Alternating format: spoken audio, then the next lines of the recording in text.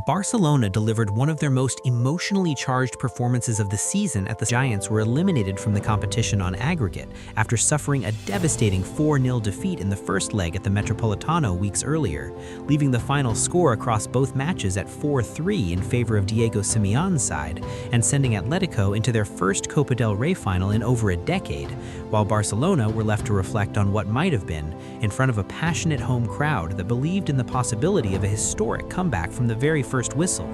as Hansi Flick's men began the match with urgency, intensity, and an unrelenting attacking mindset, pressing high up the pitch, controlling possession with confidence, and moving the ball with sharp precision through the midfield triangle led by Pedri, Frenkie de Jong, and the emerging talent Marc Bernal, whose performance on the night symbolized the fearless energy that Barcelona supporters crave, as the young midfielder not only dictated tempo, but also found himself in decisive positions inside the box, showing maturity beyond his years and igniting belief in the stands with every forward run and decisive touch. While Atletico arrived with a clear objective to protect their commanding aggregate advantage and rely on defensive structure, tactical discipline, and the experience of players who understand how to survive under siege in high-pressure knockout football, which set the stage for 90 minutes of relentless Barca pressure against resilient Atletico resistance in a clash that felt more like a final than a semi-final second leg, given the magnitude of the task facing the home side and the emotional stakes attached to every attack, every tackle, and every near miss, as Barcelona knew that conceding even a single goal would almost certainly end their hopes, but scoring early could transform the atmosphere into something magical. And the breakthrough eventually came in the 29th minute when Marc Bernal finished calmly after a fluid move that sliced through Atletico's defensive lines, sending the Camp Nou into eruption and cutting the aggregate deficit to 4-1 as belief surged through the players and fans alike. And from that moment, Barcelona's intensity only increased, with Raphinha stretching the defense down the wing and drawing fouls and when Pedri was brought down inside the penalty area, leading to a spot kick that Raphinha converted with confidence to make it 2-0 on the night and 4-2 on aggregate, creating a halftime atmosphere filled with roaring chants, waving scarves, and a sense that something extraordinary might unfold in the second half as the players disappeared into the tunnel, knowing they were halfway to rewriting the script of the tie. While Atletico emerged for the second half with renewed defensive focus, slowing the tempo, disrupting rhythm, and attempting to frustrate Barcelona's attacking flow with compact lines and calculated clearances. Yet despite these efforts, Barca continued to dominate possession and territory, creating wave after wave of attacks with shots from distance, clever one-touch combinations inside the box, and dangerous crosses flashing across the face of goal. But time remained their greatest enemy, and although Atletico goalkeeper Juan Musso was forced into several important saves, the crucial third goal for Barcelona did not arrive until the 72nd minute, when once again Marc Bernal rose to the occasion, finishing clinically to make it 3-0 and 4-3 on aggregate, which sent shockwaves of belief through the stadium as supporters realized that one more goal would level the tie and potentially force extra time, turning the semifinal into a test of endurance, nerve, and willpower that Atletico might not have been prepared to handle given the momentum shift. But as the minutes ticked down,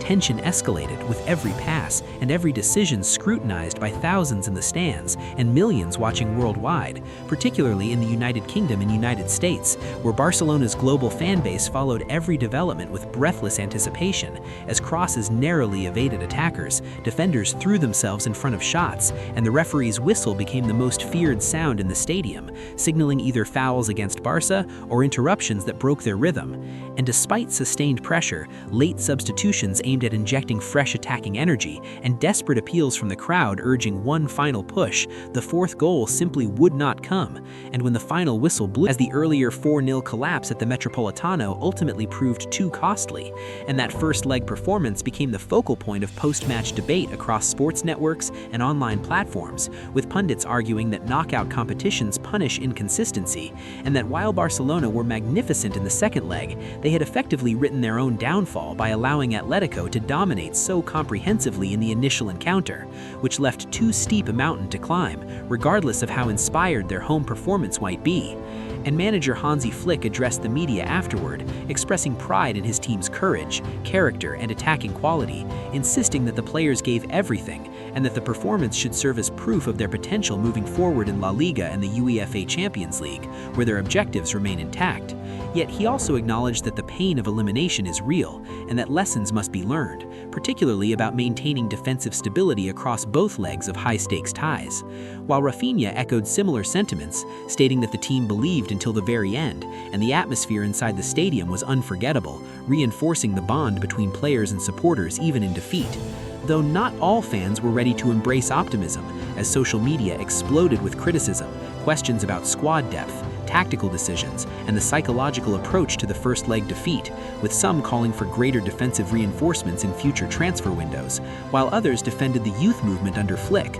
arguing that players like Marc Bernal represent the future of the club, and that nights like this, while heartbreaking, are part of the growth process, especially when measured against Atletico's experience and tactical maturity under Diego Simeone, who celebrated reaching strong historical ties to both clubs, made celebratory comments online that many Barcelona fans perceived as provocative, fueling emotional reactions and debate among supporters already grappling with the complexity of feeling proud of a 3-0 victory, yet devastated by the aggregate elimination. And analysts pointed out that Barcelona's statistical dominance in the second leg, including more than 20 shots, high possession percentages, and a superior expected goals tally, illustrates the fine margins that define knockout football, where one disastrous night can overshadow subsequent excellence. And this reality will linger as the team regroups for upcoming league fixtures, determined to channel frustration into motivation, knowing that their season still holds opportunities for redemption in domestic and European competitions. And for fans in the UK and US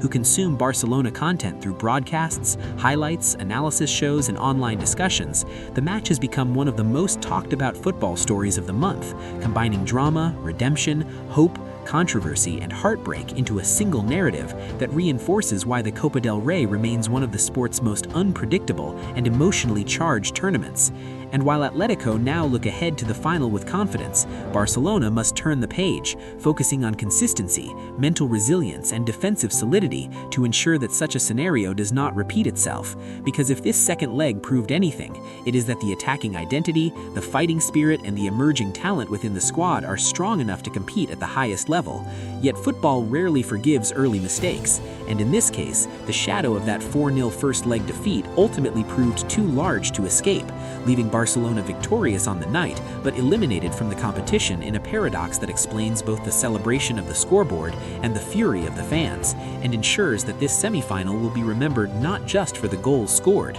but for the emotional roller coaster that defined one unforgettable evening at the Camp Nou.